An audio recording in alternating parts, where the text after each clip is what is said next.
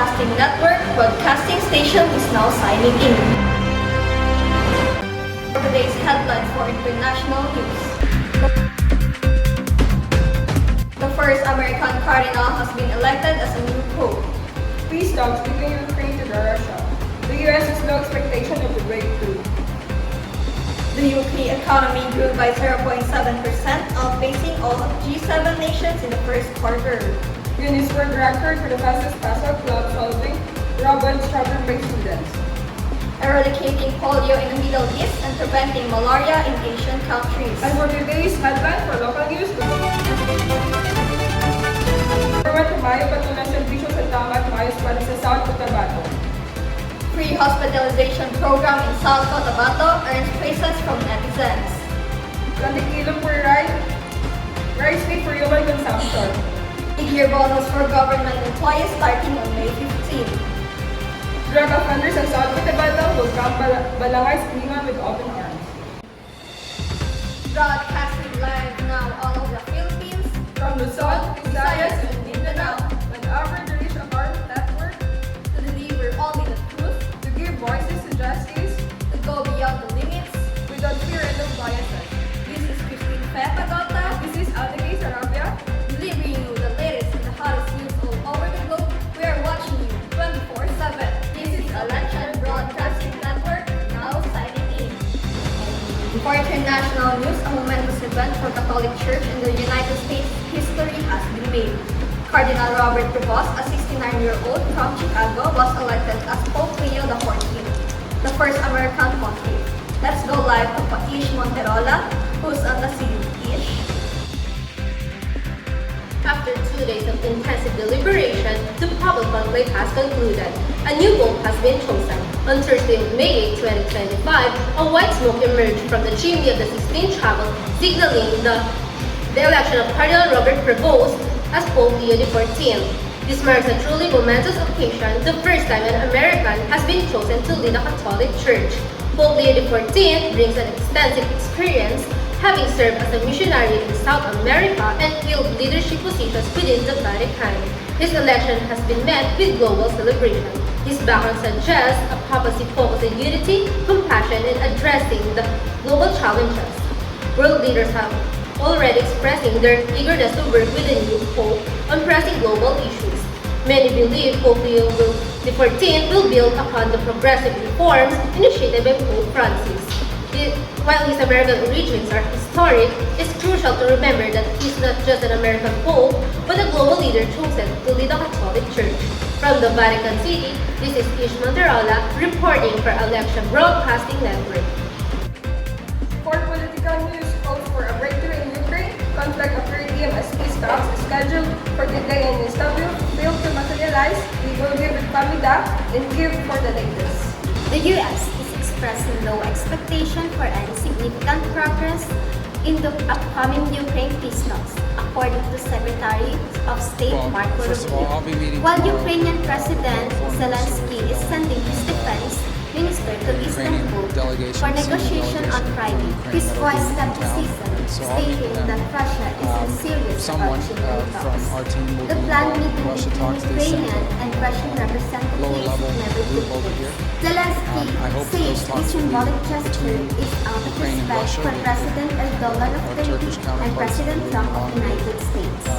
U.S. President Trump stated that no progress will be made on peace talks until he and President Putin meet face-to-face, despite recent speculation. There are currently no known plans for such a meeting. The situation remains highly volatile, and the path to peace in Ukraine remains uncertain. Live from Kiev, this is Famidah reporting. For economic news, the UK economy has surged ahead, posting its fastest growth in a year and outpacing all the other G7 nations in the first quarter of 2025. Let's go to our economic correspondent, Famidah. Official figures released show the UK economy grew by 0.7% in the first quarter of 2025, exceeding expectations and marking a significant boost for the Labour government. This strong performance, driven largely by the services sector, makes the UK the fastest growing G7 economy. Growth was modestly ahead of the market expectations for a 0.6% increase. It was also the biggest increase since the first quarter of 2024, when the economy expanded by 0.9%. However, Sanjay Brahma, chief UK economist at Bank, said the growth uptick will likely be short-lived, especially during the second quarter when trade uncertainty will be at its peak, citing concerns about President Trump's tariffs and new business taxes. Through most tariffs were paused for 90 days following the initial being market for more, including the 10% baseline tariffs applied to UK goods entering the US. The backdrop for the global economy remains highly uncertain. While a recent UK-US trade deal offered some relief, uncertainty remains particularly regarding the ongoing US-China trade war. This is Famidah reporting. For Innovation Capstone News, a team of Purdue University students has just written the record books creating a robot that solves the Rubik Cube faster than the blink of eye. Let's go live to our technology correspondent, Sarah. The Purdue Cube built by the 4 undergraduate students has matched the Guinness World Record for the fastest puzzle cube solving robot, achieving an astonishing speed of 0.103 seconds. That's nearly 3 times faster than the previous record. This incredible feat wasn't just about speed, it involves sophisticated machine vision for color recognition, custom algorithms optimized for speed, and high-precision motion control hardware. The team, which met through Purdue's co-op program, invested significant time and even personal funds into this project, securing corporate sponsorship along the way. Their inspiration, a previous record set by MIT students, which was 380 milliseconds, was a challenge they successfully surpassed. Purdue's Cube was the first unveiled at Spark Purdue's ES Students Design Competition, where it took home first place in December 2024. This is Sergeant Pacleb reporting on Alexian Broadcasting Network. Despite threats and setbacks, the global fight against preventable diseases continues. We begin today with a look of ongoing efforts to eradicate polio and prevent malaria. Let's go to our global health correspondent, Angelique Tirado. For health-related news, the World Health Organization is pressing forward with its polio eradication initiative in the Eastern Mediterranean. Even amidst challenges like the recent dismantling of USAID programs, a significant 500 million pledges from the Saudi Arabia provides a boost to the effort. Meanwhile, in the ASEAN region, experts are drawing on the Egypt's successful malaria elimination strategy, emphasizing environmental management, vector control, and international cooperations to achieve similar progress by 2030. Egypt's success also highlights the importance of environmental management, reducing mosquito breeding grounds, and cross-borders collaboration.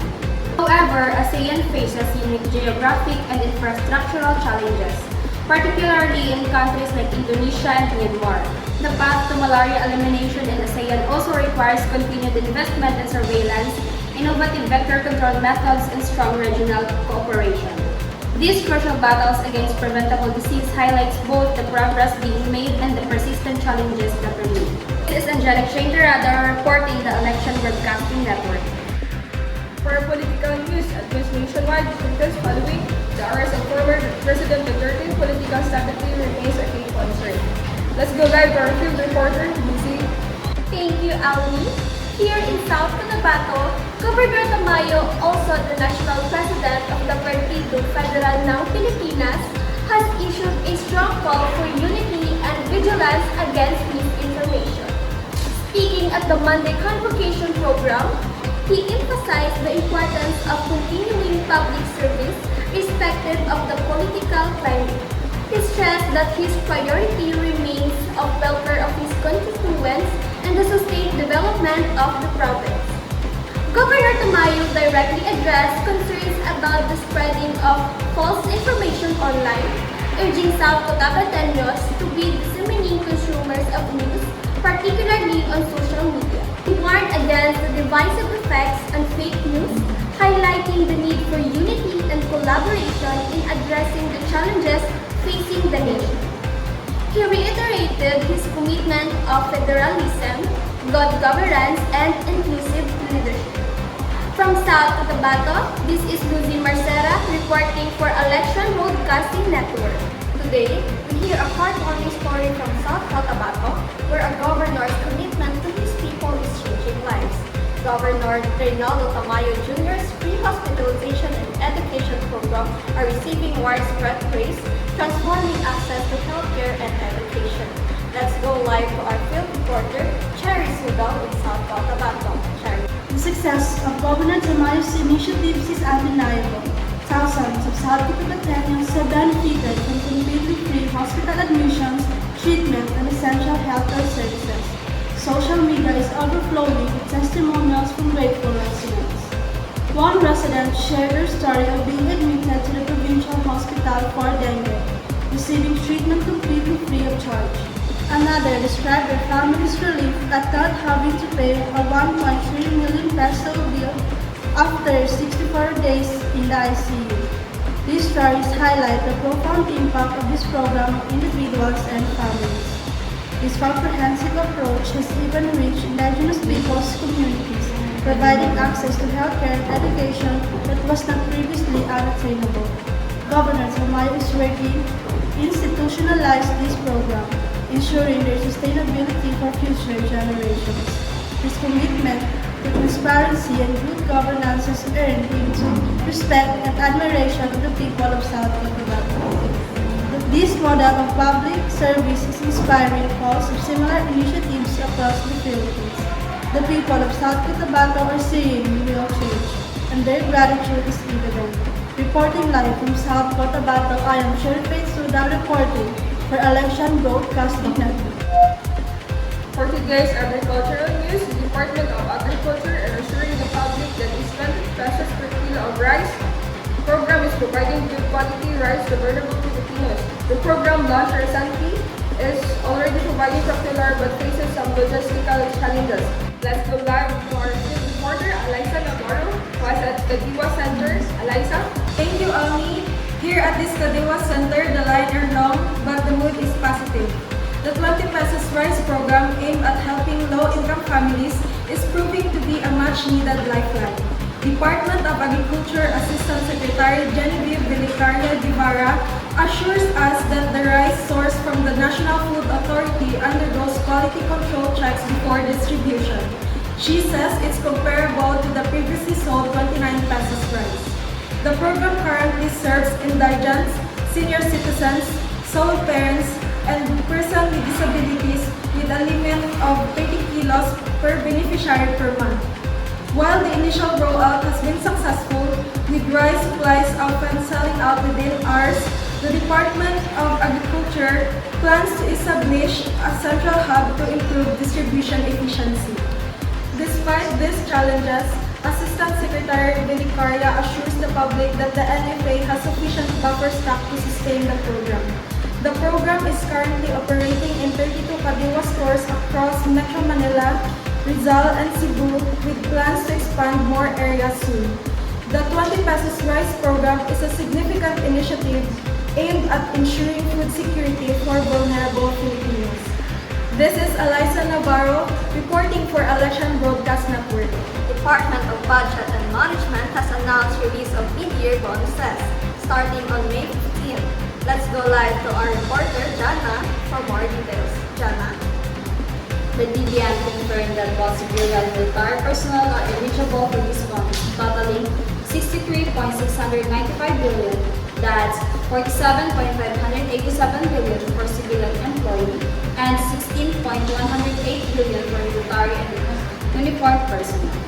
To be eligible, employees must have worked for at least 4 months between July 1st, 2024 and May 15, 2025, receive a satisfactory performance rating, and remain at government services made.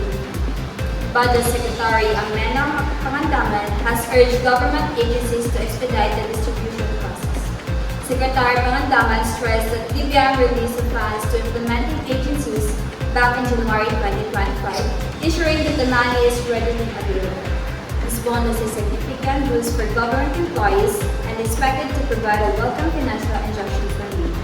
The timely release of these bonuses is a positive development, offering some financial relief and recognition of hard work of government servants. Reporting live, I'm Janna Urbano, 5 TV. In South Cotabato, a government-run rehabilitation center is providing a second chance for former drug dependents. Barangay Silangan offers a comprehensive program aimed at helping individuals reintegrate into society. Let's go live to our field reporter, Thea. Let us what you have covered. Balay Silangan, meaning House of Peace, is more than just a rehabilitation center. It's a place for hope. Established in 2019, this facility provides a holistic approach to recovery for individuals struggling with drug dependency. The program includes devotional activities, counseling, livelihood skills training, and even capital assistance to help clients start small businesses. It works in collaboration with PDEA, DILG, and other agencies, ensuring a multi-phase approach to rehabilitation.